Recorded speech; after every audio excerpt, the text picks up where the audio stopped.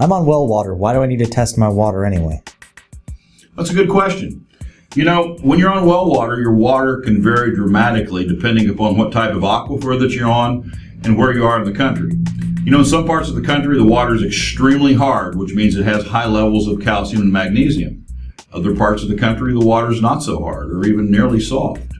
Some parts of the country or some parts of aquifers, there are high levels of iron, manganese, sulfur, you know, the rotten egg smell, tannin, which creates stains, or nitrates, even arsenic, high total dissolved solids, TDS, can be prevalent in your water supply if it comes from a well. And of course, as we all know, you can have bacteria.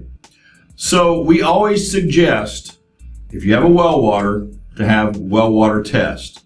And we have a special test, it's called a well water test. It runs about $100. And you think, well, why do I need to spend $100? Well, first of all, one of the things that you're going to get is this bottle. And it's got the lab address on the bottle. You're going to take this out of the box. You're going to fill this up to the top with water. You're going to put it back in the box, and then you're going to send it directly to the lab, where the lab's going to test the water. That's part one of the test.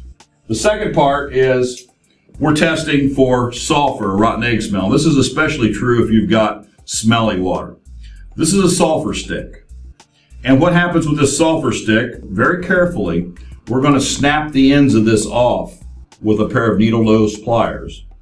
And then once they're snapped off, we're going to put it in vertically so that you can read the numbers on the side into the cup of water that you drew right from the faucet.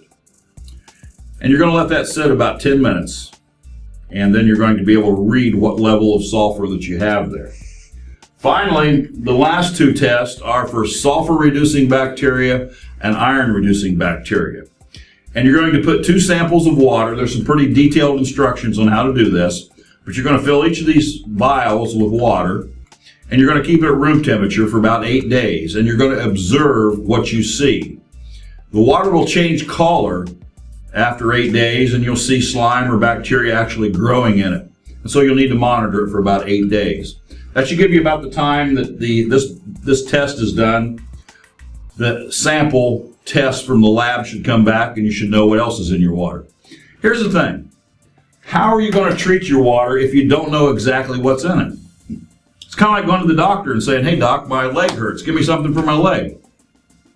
Odds are, if it's a good doctor, he's probably going to say, well, okay, but I'm going to have to do some tests first. I'm going to have to do an MRI or an X-ray. May have to do some blood tests. It depends on what the indicators are, but there could be several layers of testing done before the doctor decides what type of regimen would be a proper treatment for you. Same thing with your water. To treat your water properly, we need to know what contaminants are in the water, what levels those contaminants are, and then we can know exactly how to treat it, and we can guarantee the results. In fact, if you purchase our $100 well water test, once we have those tests back, we can make a recommendation of what you need, and if you buy that system, we'll give you that $100 back. So then essentially, you got your water test for free.